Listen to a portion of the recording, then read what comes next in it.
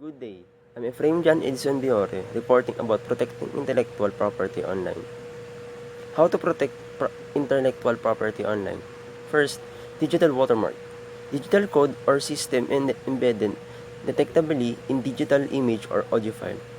Also can be encrypted to protect contents. For example, Verance provides digital audio marking mark system. And Digimark provides watermark protection system and software. Copy control or electronic mechanism limiting a number of copies. For example, blue spike.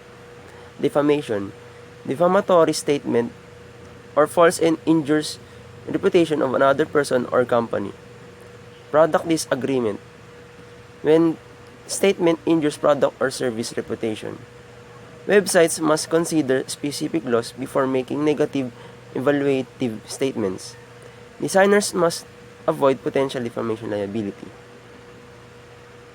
Per se defamation, statements so negative that injury is assumed.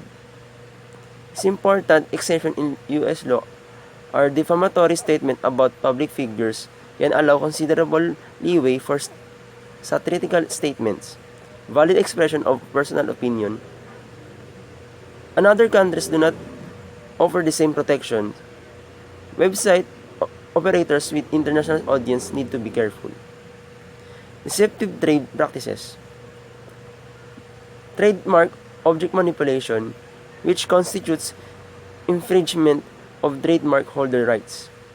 Personal web pages cannot include unauthorized website links and its risk implying not existent relationship.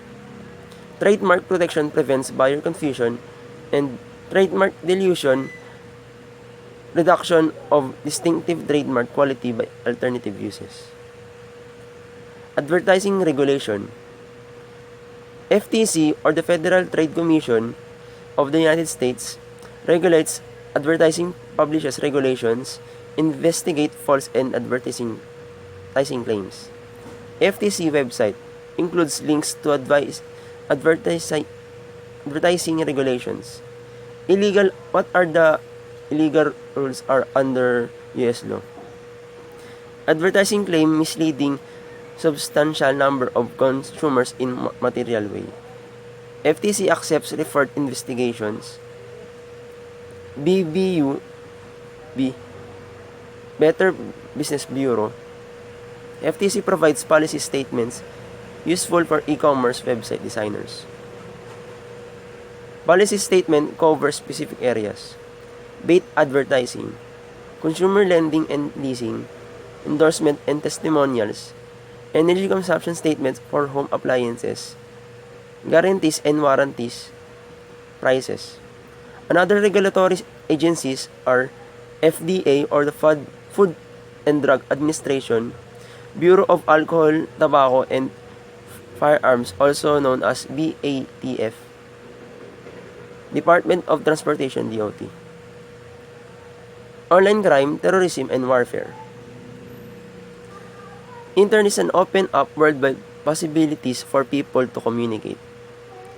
Internet also open doors for business to reach new markets, create opportunities for economic growth, tool for some pertaining crimes, conducting terrorism and waging wars. Online crime jurisdiction issues. Online versions of physical world crimes such as theft, stalking, pornography distribution, gambling. New online crime. Commandeering computer to stalk another computers. Law enforcement obstacles. Jurisdiction issues can be tricky to determine. And prosecuting across international boundaries. Internet provides new life for old fraud scams. Advanced free fraud and the Nigerian scam, or also known as 1491 scam. Distribution of pornographic material. Jurisdiction issues are suggestive distinction between legal and illegal adult material. Online gambling. Sites located outside the United States. State laws specifically outlaw internet gambling. Jurisdiction are not cleared. Unlawful Internet Gambling Enforcement Act or the UIGEA of 2006 provides clear jurisdiction. Another country's laws challenge as discriminatory.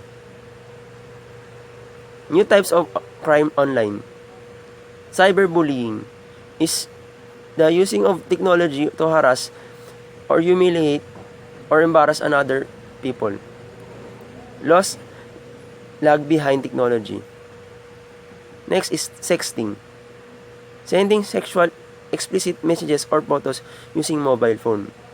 Internet can be helpful law enforcement track preparators of crime.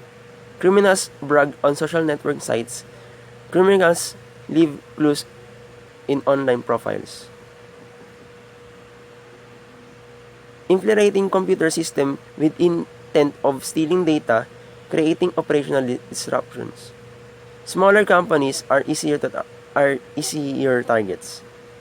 Criminal extortion example is the Myron Tereshak threatened micro patent with confidential client information disclosure. National Retail Federation partnered with eBay and FBI. Combat cases of items stolen from physical stores and items sold online. Online warfare and terrorism. New age of terrorism and warfare are carried out or coordinated through the internet. Websites, considerable number, operated by hate groups and terrorist organizations, contain detailed instruction for creating biological weapons and other poisons. Contain discussion boards. It help terrorist groups recruit new numbers online. Offer downloadable terrorist training firms. Agencies devoting resources to monitoring terrorist activities online. U.S. Department of Homeland Security, Interpol, historically faced difficulty in coordinating activities. Interpol motivations, updates, and expand network monitoring skills. Coordinating global anti-terrorism efforts. Sustained terrorist effort could slow down major transaction processing center processing. Ethical issues. Web electronic commerce sites are adhered to same ethical standards for another business. Consequences all companies suffer are damaged reputation, long-term loss of trust, and loss of business. Web advertising or promotion include true statements, omit misleading information, ensure products to support by verifiable information. Ethics and online business practices. Ethical lapse rapidly passed among customers can seriously affect companies' reputation. For example, Amazon.com arrangement with publishers for book promotions, eBay firearm sales, 2009 Apple apps software approval time. The important ethical issues that organizations face are limiting use of collected email addresses, related information, lack of government regulation protecting site visitor, privacy rights and obligation, online privacy evolving through hotly debated in various forums, Electronic Communications Privacy Act of 1986, main law governing privacy of Internet today, deals with these telephone line interceptions. Legislative proposals. None have survived constitutional challenges. The 1999 FTC report concluded no federal laws regarding privacy required and created privacy advocacy group outrage.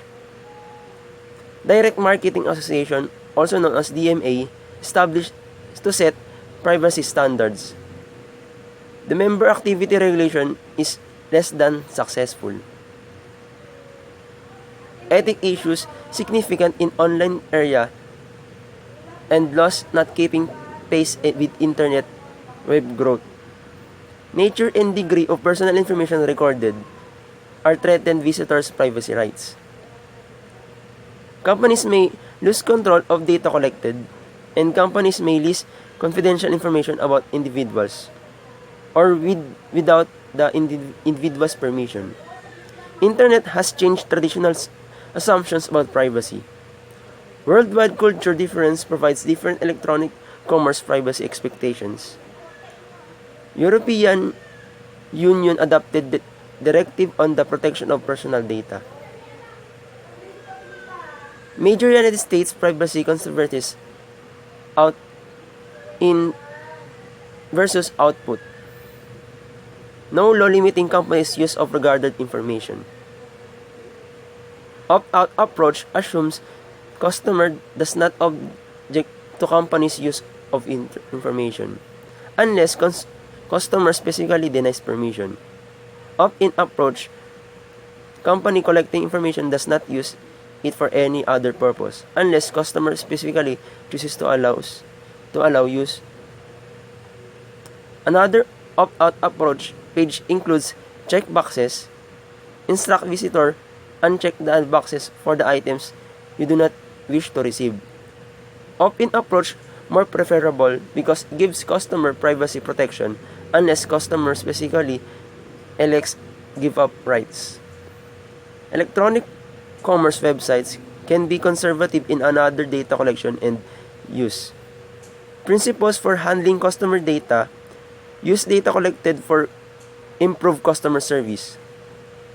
Do not share customer data with others outside your company without customers' permission. Tell customers what data are collecting and what you are doing with it. Give customers the right to have you delete any data collected about them. Keep data secured. Communications within children. Additional privacy considerations arise when websites attract children. Children are less capable of evaluating information sharing and transaction risk because concerns children's ability to read, evaluate privacy statements, and consent to providing personal information to sites. For example, MySpace in 2006, former federal prosecutor, site security officer, software looks for sex offenders. Most countries, people under 18 to 21 not considered adults. Specific laws for children privacy rights, defining a child as person below age of 12 or 13. The 1998 Children Online Protection or the COPA as unconstitutional restricted lawful material access. Children Online Privacy Protection Act of 1998 is successful. COPPA does not regulate content. In 2001, Children's Internet Protection Act or CIPA federally funded schools install filtering software. Disney Online offers 3 registration choices: adult, teen, kids. Refuses to enroll child under 13 without parents' consent. Meets COPPA regular requirements. Sanrio requires birth date before allowing access. Encourages notification of COPPA site violations. Next is taxation and electronic commerce. Web business must comply with multiple tax laws. Several types of taxes are the income taxes levied on net income, transaction taxes or the transfer taxes levied on products or services company sells or uses, sales tax, use tax, and excise taxes.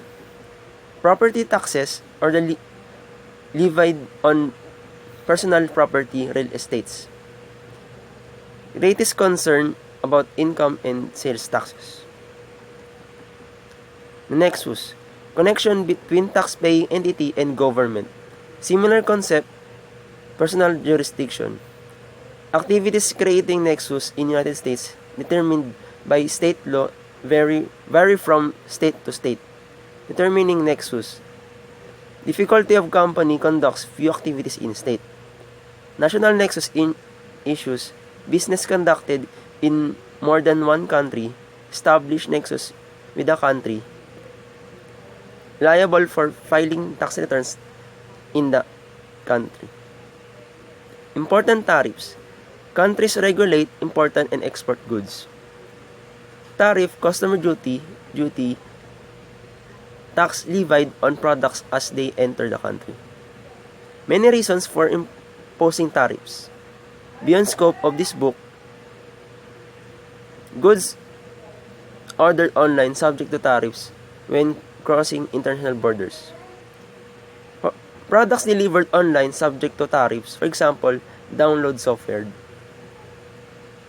And that's it. That's my report about the protecting the online commerce. Thank you.